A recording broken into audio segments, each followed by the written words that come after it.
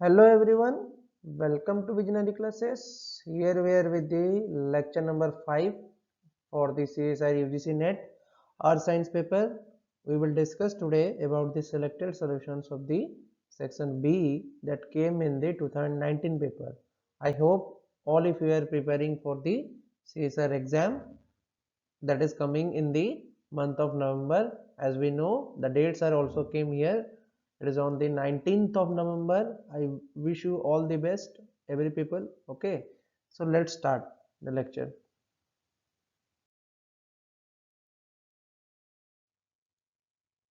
So the question in this asking, which of the following is a semi-conservative element in the sea water? ठीक है, अब ये semi conservative element क्या होता है? ठीक है, अगर बात करें क्वेश्चन में, तो अगर आपको ये सेमी कंजर्वेटिव एलिमेंट्स के बारे में पता नहीं है तो you can't answer. Very simple, you have to know what is the semi conservative element present in the sea water.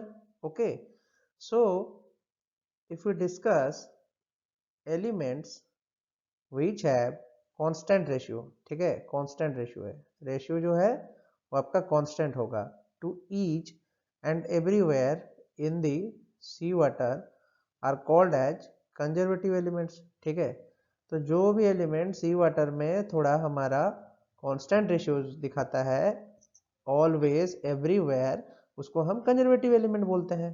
ठीक है, तो अगर हम बात करें sodium, potassium, sulphate, bromine and fluorine, they shows constant ratio with what? Chloride. तो भाई chloride जो है वो डेफिनेटली क्या होगा? कंजर्वेटिव. ठीक है, एंड ईच अदर, ठीक है, एक साथ भी दिखाते हैं, मतलब एक दूसरे के साथ भी दिखाते हैं. सपोज करो आप अगर बात करो सोडियम क्लोरीन की, ठीक है, ये तो कांस्टेंट होगा ही होगा. ठीक है, this will also have constant ratio as well as, ठीक है, एज वेल एज अगर हम बात करें sodium and potassium, this will also gives constant. ठीक है, रेशियो भाई कांस्टेंट होता है, सिंपल सी बात है, ratio is constant. Okay, but if you consider other elements like magnesium and boron, ये भी चेंज नहीं होते हैं ज़्यादा. ठीक है, तो ये भी क्या होंगे? ये भी हमारे कंजर्वेटिव एलिमेंट्स में आएंगे. लेकिन if you consider what, those elements which are biologically as well as chemically reactive are non-conservative in nature, that are carbon, phosphorus and iron. तो कार्बन एंड फॉस्फोरस तो नहीं होगा भाई, ये हमारा क्या होगा? कार्बन एंड फॉस्फोरस जो होगा वो हमारा होगा नॉन कंजर्वेटिव नेचर. और कार्बन डाइऑक्साइड भी बदलता रहता है क्योंकि ये तो एटमॉस्फेरिक डिसोल्यूशन होता रहता है हमेशा, तो ये भी बदलता रहता है, तो ये भी आंसर नहीं होगा, ये भी कंजर्वेटिव नहीं होगा. ठीक है, लेकिन हम अगर कैल्शियम की बात करें, calcium, okay, this calcium, this is semi conservative in nature. Calcium 2 plus is semi conservative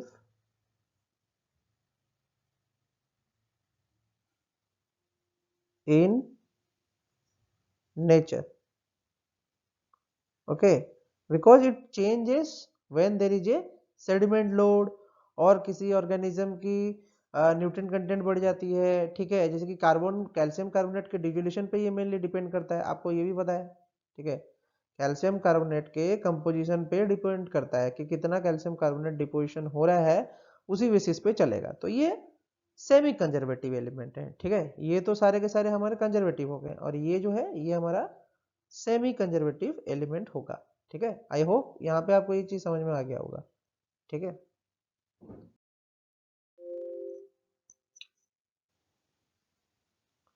so moving on to the concept behind the major composition of seawater, if you will discuss, these are the constituents. ठीक है, जिसमें कि आप देख सकते हैं sodium है, magnesium है, कैल्शियम है, पोटेशियम है, स्ट्रोंशियम है, क्लोरीन है, सल्फेट है, बाइकार्बोनेट है, ब्रोमीन है, फ्लोरीन है एंड बोरोन है. ठीक है। तो on the basis of what, on the basis of sea water salinity these are contributing different amount of salinity. ठीक है, ये तो कंप्लीट पिक्चर है। ठीक है, यहाँ पे आपको सैलिनिटी के बारे में बता दिया है। ठीक है, जो सैलिनिटी होता है, ठीक है, the salinity is equal to 1.8 of chlorinity. ठीक है, समथिंग इतना ही होता है, अप्रोक्सली 1.8 ऑफ क्लोरिनिटी होता है, ये भी आपको पता होगा। ठीक है, तो ये आपका क्लोरिनिटी की वैल्यूज दे रखा है। ठीक है, तो फिर क्लोरिनिटी को मोल पर केजी में कन्वर्ट किया है इस टेबल में। ठीक है, तो ये तो आपको पता है, ये तो कंप्लीट क्लियर पिक्चर है। ठीक है, लेकिन अगर हम बात करें व्हाट, रेजिडेंस टाइम की, this is very very important. ठीक है, तो अगर हम रेजिडेंस टाइम की बात करें तो रेजिडेंस टाइम में अगर आप देखो there is a criteria, that is log of residence time should be greater than equal to 6.5, then only this will be called as what, conservative element। ठीक है, तो अगर हम बात करें सोडियम और मैग्नीशियम का, ठीक है, सोडियम एंड मैग्नीशियम, ठीक है, 6.5 से ग्रेटर है। ठीक है, 6.5 से इक्वल और ग्रेटर होना चाहिए, तो 6.5 से ग्रेटर है, 7.7 एक 7 है। ठीक है, अगर बात करो potassium, strontium and chlorine sulphate की, ठीक है, तो सब 6.5 से ग्रेटर है। ठीक है, 6.5 से ग्रेटर है। ठीक है, अगर हम बात करें व्हाट, ब्रोमीन, ठीक है, ये तो भाई 8 है। ठीक है, 8 है तो बहुत ज्यादा है। ठीक है, देन कम्स 7 व्हाट, बोरोन का। ठीक है, ये भी ज्यादा है। ठीक है, तो बोरोन का भी ज्यादा है। तो इस तरीके से अगर हम सोचें, ठीक है, तो यहाँ पे क्या हो गए, सारे के सारे एलिमेंट आ गए हैं, क्लोरीन भी आ गया, ठीक है, बोरोन भी आ गया, ठीक है, और हमारा क्या, पोटेशियम भी आ गया एंड सोडियम भी आ चुका है। ठीक है, ये सब आ चुका है हमारे। लेकिन अगर हम बात करें कैल्शियम 2+ की, calcium 2+ is not here, okay, because it is a semi conservative. बार बार बता रहे हैं, सेमी कंजर्वेटिव है। ठीक है, इसलिए ये क्राइटेरिया ये फुलफिल नहीं कर रहा है। ठीक है, ये है मैथमेटिकल फॉर्म। ठीक है, पता करने के लिए मैथमेटिकल फॉर्म होता है ये। ठीक है, नेक्स्ट क्वेश्चन की बात करें तो इसमें सिर्फ आपको बोरोन ही दिखेगा, माइनर एलिमेंट में भी बोरोन मौजूद है। ठीक है, तो बोरोन का ही 7 से ऊपर है, बाकी सब तो यहाँ पे आप देख सकते हो ये सारे के सारे नॉन कंजर्वेटिव ही बनेंगे बहुत सारे, और नहीं तो सेमी कंजर्वेटिव बनेंगे। ठीक है, यहाँ पे ऑलमोस्ट जो माइनर एलिमेंट्स आपको दिख रहे हैं, ठीक है, माइनर एलिमेंट्स आर मोस्टली, ठीक है, क्या होगा, सेमी कंजर्वेटिव होगा और नॉन कंजर्वेटिव भी हो सकता है। ठीक है, ये तो माइनर एलिमेंट्स हैं, दिस विल डेफिनेटली हैपन। क्यों, क्योंकि हमारा क्राइटेरिया क्या था, log residence time is greater than equal to 6.5 होना चाहिए। Very very important relation, you should remember it. ठीक है, एग्जाम में आ सकता है, पढ़ लीजिएगा। So in this question, if you consider, it is asking which one of the following set of the process best exemplify the key function of the heterotrophic bacteria in the marine environment। ठीक है भाई, तो marine देखो, तोड़ तोड़ के पढ़ो questions, कभी भी तोड़ तोड़ के पढ़ो। पहले बोला क्या, की फंक्शंस। ठीक है, सबसे पहले बोला की फंक्शंस, देन बोला हेट्रोट्रोपिक बैक्टीरिया। ठीक है, हेट्रोट्रोपिक बैक्टीरिया। ठीक है, तो जो बैक्टीरिया होते हैं उनसे उस शब्द पे मत जाओ। ठीक है, पहले तो बजाओ कि हेट्रोट्रोपिक क्या होता है। ठीक है, हेट्रोट्रोपिक क्या होता है, कि हेट्रोट्रोपिक जो होता है वो क्या होता है भाई, वो फूड लेता है। ठीक है, फूड लेता है कहाँ से, ऑटोट्रोप से। ठीक है, पक्का।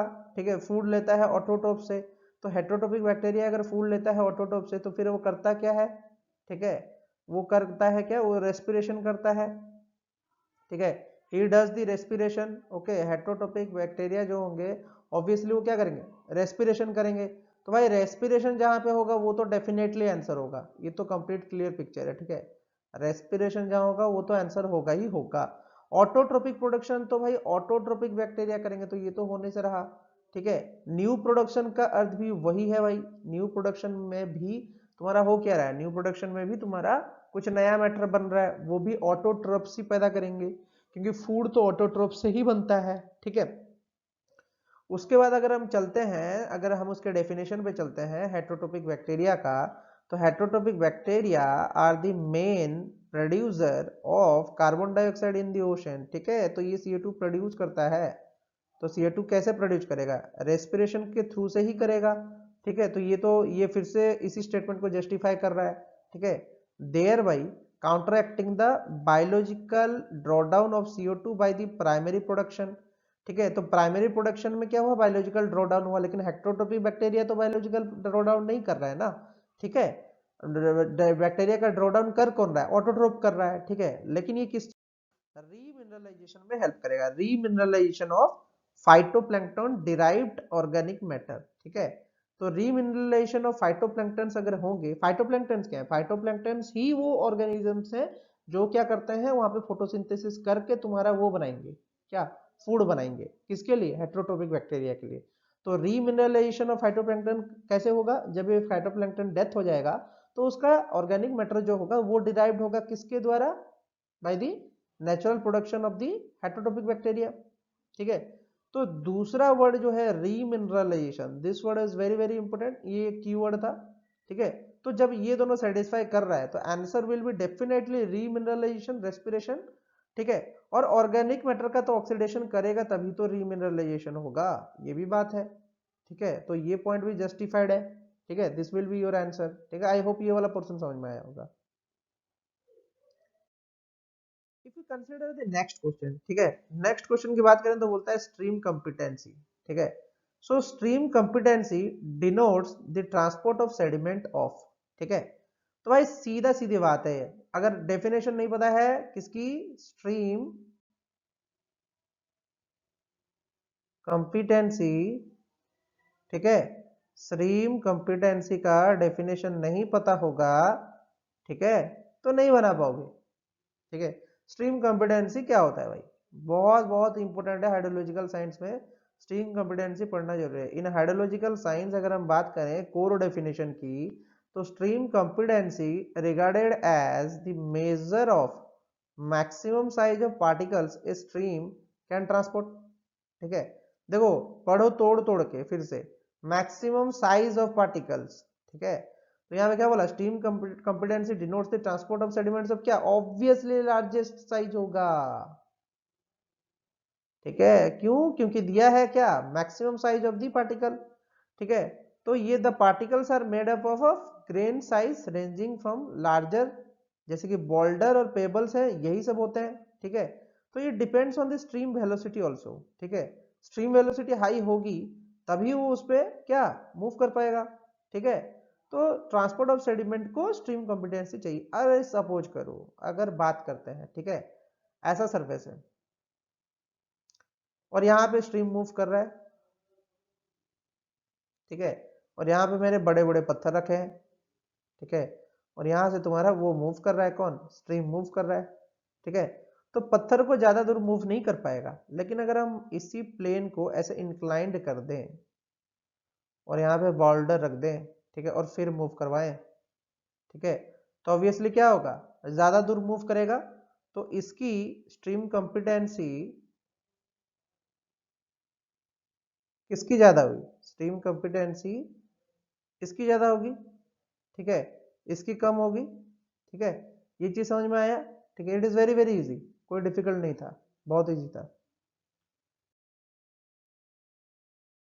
नेक्स्ट क्वेश्चन की अगर हम बात करें, in the next question they are asking which one of the following statement is not true given that the salinity distribution with the depth over mid latitude ocean shows a decrease with the depth। ठीक है, तो mid latitude ocean में तुम्हारा salinity decrease कर रहा है depth के साथ। ठीक है, तो बात करते हैं ये भाई, अर्थ ले लो पहले, अर्थ ले लो, अर्थ नहीं लोगे तो नहीं बनेगा। ठीक है, ये अर्थ ले लिया, ये इक्वेटर है, यहाँ कहीं मिडिल एटीट्यूड होगा और यहाँ कहीं मिडिल एटीट्यूड होगा। 35 से 45 लगा लो। मिडिल एटीट्यूड मतलब 0 to 90, यहाँ पे 0, यहाँ पे 90, ठीक है। तो ये कहीं यहाँ पे बात कर रहा है इस पोर्शन पे। तो इस पोर्शन में वो बोल रहा है कि जो सैलिनिटी है ऊपर हाई है, मतलब ऊपर ये सैलिनिटी हाई है, कि सैलिनिटी हाई है ऊपर में, फिर ये डिक्रीज कर रहा है। तो क्योंकि ये डिक्रीज कर रहा है तो क्या होगा, तो ऊपर की सैलिनिटी जो होगी ऑब्वियसली क्या होगी, इंक्रीज होगी, और नीचे की सैलिनिटी क्या होगी, डिक्रीज होगी। तो डाउन द डेप्थ ये डिक्रीज कर रहा है, ये कंफर्म है। तो if it is decreasing, suppose करो कि with the depth the salinity distribution also varies, but this variation largely depends on the latitudinal difference. ठीक है, जैसे कि यहाँ पे वो बता रहा है लैटिट्यूडनल डिफरेंस पे डिपेंड करता है। नॉर्मली अगर सैलिनिटी डिस्ट्रीब्यूशन की बात करें, that varies with the what, latitude. Okay, the decrease is also influenced by the cold and warm current. ठीक है, कोल्ड और वार्म करंट भी आने की वजह से वो चेंजेस होते हैं, ये भी है बात। ठीक है, it is given that over the depth the salinity decreases, that means surface salinity must be high. जैसे कि मैंने बोला कि यहाँ पे सैलिनिटी जो होगी वो हाई होगी, क्योंकि नीचे तो डिक्रीज कर रहा है। ठीक है, नीचे डिक्रीज कर जा रहा है, लेकिन ऊपर तो हाई होगा। ठीक है, दिस कैसे पॉसिबल लगा, क्योंकि अगर हमको पता है कि जितना ज्यादा एवापोरेशन एवापोरेशन हाई है, ठीक है, तो तुम्हारा सैलिनिटी भी हाई होगा। ये तो कंप्लीट क्लियर पिक्चर है कि एवापोरेशन हाई है तो सैलिनिटी भी हाई होगा। तो this is only possible when evaporation is high. ठीक है, एवापोरेशन जब हाई होगा तभी ये पॉसिबल है। ठीक है, तो यहाँ पे दे रखा है कि एवापोरेशन एक्सीड्स द प्रेसिपिटेशन, तो ये डेफिनेटली क्या करेगा तुम्हारा, ये किसको सपोर्ट करेगा, ये सपोर्ट करेगा सरफेस में तुम्हारा सैलिनिटी ज्यादा है, ये सपोर्ट करेगा कि सरफेस में तुम्हारी सैलिनिटी ज्यादा है। ठीक है, density increase with the depth, अगर हम बात करें डेंसिटी जो है वो increase with the depth. Obviously density क्यों इंक्रीज करेगा विद द डेप्थ, अगर आप सपोज करो आप पोल से जा रहे हो, पोल से पोल पे हो और इक्वेटर पे हो। ठीक है, इक्वेटर से आप जा रहे हो पोल की तरफ। ठीक है, तो धीरे धीरे क्या होगा, वाटर जो होगा वो क्या हो रहा होगा, वो कूल हो रहा होगा, क्योंकि आप पोल की तरफ जा रहे हो। पोल में क्या होता है, कोल्ड वाटर जो होता है वो पोल की तरफ ज्यादा मिलेगा एज कंपेयर टू तुम्हारा वार्म वाटर जो कि इक्वेटर के पास है। तो जो कोल्ड वाटर होता है, कोल्ड वाटर क्या होता है, कोल्ड वाटर तुम्हारा क्या करता है, कोल्ड वाटर का काम ही है कि वो अपना डेंसिटी बढ़ाएगा। ठीक है, क्योंकि वो सिंक होता है ना वहां पे, यहाँ पे जैसे कि यहाँ पे पोलर सिंकिंग होती है। ठीक है, यहाँ पे पोल्स में होता क्या, सिंकिंग होता है, क्योंकि वहां पे बर्फ है, आइस शीट्स है। तो आइस शीट सिंक्स करके क्या करेंगे, हमारा जो बिलो का वाटर होगा उसकी डेंसिटी को इंक्रीज करेंगे। तो ये ऑप्शन भी डेफिनेटली ट्रू है, ये गलत नहीं है। ठीक है, और temperature decrease with the depth. ठीक है, डिक्रीज करेगा ही, डेप्थ के साथ ही तो टेम्परेचर डिक्रीज करता है, क्योंकि इंक्रीज तो कर ही नहीं सकता ना, क्योंकि वहां पे क्या है, वहां पे इनकमिंग सोलर रेडिएशन बहुत ज्यादा होगा। क्योंकि मिड लैटिट्यूड तक तो यहाँ से तो पूरा ये वाला जो बेल्ट है, इतने बेल्ट में तो तुम्हारा क्या होता है, इनकमिंग सोलर रेडिएशन काफी ज्यादा होता है। तो if the incoming solar radiation is high where in this position, then temperature will definitely what, will be higher in the surface and it will decrease if the depth। ठीक है, ये भी complete clear है। ठीक है, तो evaporation exceeds कर रहा है प्रेसिपिटेशन को, तो उस वजह से सरफेस में ही टेम्परेचर हाई होगा। एवापोरेशन तो तभी ज्यादा होगा जब टेम्परेचर ज्यादा होगा सरफेस में। ठीक है, तो ये तो कंप्लीट क्लियर है कि डिक्रीज करेगा डेप्थ के साथ, डेंसिटी इंक्रीज करेगा एंड एवापोरेशन एक्सीड करेगा प्रेसिपिटेशन को। But if you consider the precipitation exceeds the evaporation, this statement is wrong and this is our answer, क्योंकि ये तो कॉन्ट्राडिक्टरी है इसका, तो ये तो होने से रहा। ठीक है, तो यही हमारा आंसर है, वेरी इजी। ठीक है, कोई डिफिकल्ट नहीं था, answer easy. Now there is a question that is come from atmospheric boundary layer. ठीक है, ये बहुत ही important question that is coming from the atmospheric boundary layer. तो एटमॉस्फेरिक बाउंड्री लेयर क्या होता है भाई, ये है, ठीक है, ये लेयर, ठीक है, मतलब जमीन के पास वाली लेयर, इसको क्या बोलेंगे, एटमॉस्फेरिक बाउंड्री लेयर। तो जमीन के पास जो भी लेयर है उसको हम क्या बोलेंगे, एटमॉस्फेरिक बाउंड्री लेयर। ठीक है, तो एटमॉस्फेरिक बाउंड्री लेयर अगर जमीन के पास है तो वो बोलता क्या है, that is telling that what कि in the fluid mechanics a boundary layer is near the layer of fluid in the immediate vicinity of the boundary surface। ठीक है, अर्थ है, अर्थ का ये वाला पोर्शन अर्थ का सरफेस है सपोज करो, ठीक है, उसके जस्ट ऊपर वाली जो लेयर होगी एटमॉस्फेयर की उसको हम क्या बोलेंगे, एटमॉस्फेरिक बाउंड्री लेयर। ठीक है, बाउंड्री, ठीक है, एटमॉस्फेरिक बाउंड्री लेयर, क्योंकि यहाँ पे क्या है, बाउंड्री है। ठीक है, तो बोल क्या रहा है कि in the fluid mechanics boundary layer is the near layer of the fluid in which the immediate vicinity of the boundary surface where effect of viscosity is significant. ठीक है, विस्कोसिटी जो है वहां पे बहुत ज्यादा होगा। क्यों? क्योंकि वहां पे फ्लूइड जो होगा, मतलब एटमॉस्फेरिक प्रेशर ज्यादा होने की वजह से यहाँ पे क्या होगा, यहाँ पे जो तुम्हारा एयर होगा, इस इलाके में जो एयर होगा उसकी डेंसिटी भी ज्यादा होगी, क्योंकि एयर पार्टिकल्स यहाँ ज्यादा होंगे तो उसकी डेंसिटी ज्यादा होगी, और जितना ज्यादा डेंसिटी होगा उतना ज्यादा विस्कस फोर्स लगेगा। क्योंकि विस्कस फोर्स होता क्या है, विस्कस फोर्स एक लेयर और दूसरे लेयर के बीच का क्या होता है, फ्रिक्शन होता है। ये लेयर और ये लेयर के बीच का फ्रिक्शन, दैट इज म्यू। ठीक है, फ्रिक्शन, ठीक है, between the layers of fluid.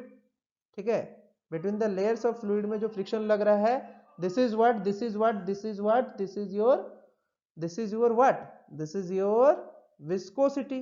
ठीक है, वाइल अगर बात करें effect of Coriolis force, pressure gradient force and inertial force जो होगा वो काफी हद तक नेग्लेक्टेड होगा। ठीक है, क्योंकि यहाँ पे तो बहुत ही ज्यादा एयर है। अब प्रेशर किसको ढूंढेंगे, ऑलमोस्ट प्रेशर जो होता है वो कांस्टेंट ही रहता है, मतलब बहुत से जगह में बाउंड्री लेयर के अंदर प्रेशर जो होता है बहुत से टाइम में कांस्टेंट ही रहता है। क्योंकि प्रेशर वहां पर डेंसिटी ऑफ एयर ज्यादा है, तो ऑलमोस्ट अगर हम बात करें इस जगह पे तो एटमॉस्फेरिक बाउंड्री लेयर के अंदर प्रेशर ग्रेडियंट जो होता है कांस्टेंट होता है, तो इसको हम कैन बी नेग्लेक्टेड। ठीक है, प्रेशर ग्रेडियंट को नेग्लेक्ट किया जा सकता है। और इनर्शियल फोर्स की बात करें तो अगर हम अर्थ को यूनिफॉर्म मान ले, अर्थ के सरफेस को यूनिफॉर्म मान ले, तो जो अर्थ का इंट्रैक्शन होगा लोअर बाउंड्री लेयर पे वो भी हमारा क्या होगा, लगभग हमारा क्या होगा, लगभग कांस्टेंट होगा। क्योंकि अगर अर्थ को हम यूनिफॉर्म भी मान सकते हैं, ऐसा तो है नहीं कि पूरा का पूरा अर्थ जो है एक्चुअल में है नहीं यूनिफॉर्म, लेकिन अगर हम मान लें यूनिफॉर्म तो हमारा जो इंट्रैक्शन होगा वो उतना ज्यादा नहीं होगा, तो इनर्शियल फोर्स भी नहीं लगने वाला उतना एयर के साथ। ठीक है, और ग्रेविटेशनल फोर्स को तो नेग्लेक्ट कर ही सकते हो, क्योंकि अगर हम बात करें ये है सरफेस ऑफ अर्थ, तो ये आर है रेडियस। ठीक है, अगर हाइट पे रहेंगे तो ज्यादा लगेगा ग्रेविटेशनल फोर्स, या नीचे रहेंगे तो ज्यादा लगेगा ग्रेविटेशनल फोर्स। ठीक है, क्योंकि अगर हम बात करें सरफेस ऑफ द अर्थ, तो सरफेस ऑफ द अर्थ पे जी जो होता है एक्सेलरेशन ड्यू टू ग्रेविटी, ठीक है, एक्सेलरेशन ड्यू टू ग्रेविटी जो होता है वो कांस्टेंट होता है लगभग। ठीक है, सरफेस ऑफ अर्थ पे एक्सेलरेशन ड्यू टू ग्रेविटी जो होता है वो कांस्टेंट होता है, दैट इज 9.8 मीटर पर सेकेंड स्क्वायर। ठीक है, तो इस वजह से क्या होगा कि ग्रेविटेशनल फोर्स को भी हम लगभग नेग्लेक्ट कर सकते हैं। ठीक है, लेकिन viscous force cantt B neglected, viscous force cantt B neglected, तो यही हमारा आंसर है। ठीक है, कैंट बी नेग्लेक्टेड है, यही हमारा आंसर है। ठीक है, तो इसमें अगर हम बात करें the definition itself tells that viscosity are significant. ठीक है, तो इस वजह से ये हमारा आंसर होगा। ठीक है, तो इसी के साथ हम आज का लेक्चर समाप्त करते हैं। ठीक है, आप सबको बोल देना चाहते हैं कि हमारे पास 2 प्लेलिस्ट है, ये दोनों प्लेलिस्ट आप अच्छे से देखें और हमारे चैनल को सब्सक्राइब, लाइक एंड शेयर करना ना भूलें। Have a nice day.